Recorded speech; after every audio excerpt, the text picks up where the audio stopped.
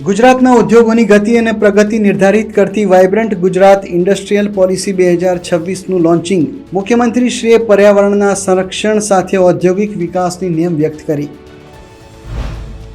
મુખ્યમંત્રી શ્રી ભૂપેન્દ્રભાઈ પટેલે ગાંધીનગર ખાતે આગામી અલ નીનોના સંભવિત પ્રભાવ સામે રાજ્યની એકંદર સજ્જતાની સમીક્ષા કરવા માટે સર્વગ્રાહી અને ઉચ્ચ સ્તરીય બેઠક યોજી. નર્મદા પાઇપલાઇનથી 3 કિમી વિસ્તારના તળાવો ભરવાની મર્યાદાને વધારીને 7 કિમી કરવાની તેમજ પીવાના પાણી માટે રાજ્યના 300 તળાવો અને સૌરાષ્ટ્રના વિવિધ ડેમ ભરવા મુખ્યમંત્રીશ્રીના આદેશ.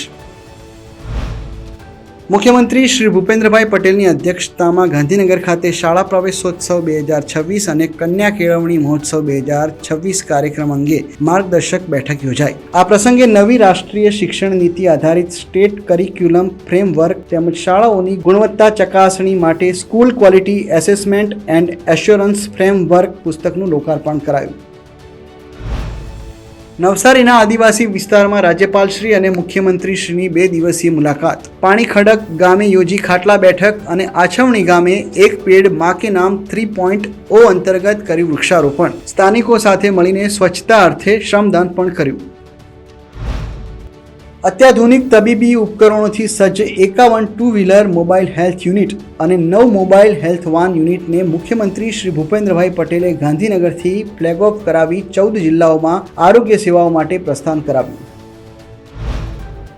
ગાંધીનગર સ્થિત ગિફ્ટ સિટીમાં હેક્સાવેર ટેકનોલોજીસના નવા ડિલિવરી સેન્ટરનું મુખ્યમંત્રી શ્રી ભૂપેન્દ્રભાઈ પટેલના હસ્તે ઉદ્ઘાટન. ગિફ્ટ સિટીના પ્રજ્ઞા 2 બિલ્ડિંગના 7મા અને 8મા માળે શરૂ થયેલું આ અત્યાધુનિક સેન્ટર ગુજરાતની ટેકનોલોજી ઇકોસિસ્ટમ માટે એક મહત્વપૂર્ણ સીમાચિહ્ન બનશે. મુખ્યમંત્રી શ્રી ભૂપેન્દ્રભાઈ પટેલે રાજ્ય સરકારના જાહેર ક્ષેત્રના સંયુક્ત સાહસ ગુજરાત નર્મદા વેલી ફર્ટિલાઇઝર્સ એન્ડ કેમિકલ્સ લિમિટેડ GNFCના સુવર્ણ જયંતિ મહોત્સવની ગરિમામય ઉજવણી નર્મદા નગર ભરૂચ ખાતે કરાવી. મુખ્યમંત્રીશ્રીએ GNFCના સુવર્ણ જયંતિ ઉત્સવની ઉજવણીના ભાગરૂપે નર્મદા નગર ટાઉનશીપમાં નમો વર્ડ 1 મિયાવાકી ફોરેસ્ટ અને ઓક્સિજન પાર્કનું લોકાર્પણ તેમજ કોમ્યુનિટી સાયન્સ સેન્ટરનું ઉદ્ઘાટન અને GNFCની 50 વર્ષની સફળતાની ગાથા આલેખતી કોફી ટેબલ બુકનું વિમોચન કર્યું.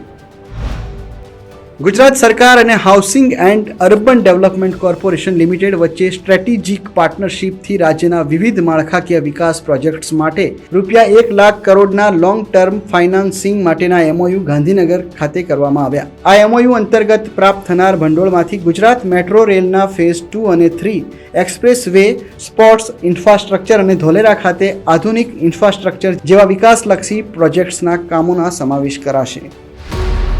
વિકસિત ભારત, વિકસિત ગુજરાત.